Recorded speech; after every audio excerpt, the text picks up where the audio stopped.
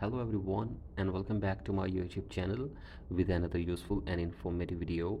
So guys, in this video I'm going to show you how to stop using family sharing on your Apple device in iOS 27. So guys, if you want to stop using family sharing on your Apple device, here I will show you how can you do this. So guys, as you can see this, I have created a family on my Apple ID on iPhone, and if you want to quit it or you want to stop it here, you can easily do this. So guys, all you have to do is that simply go back to your home screen first and then open settings and then go to your profile, and then you have to go to family from here.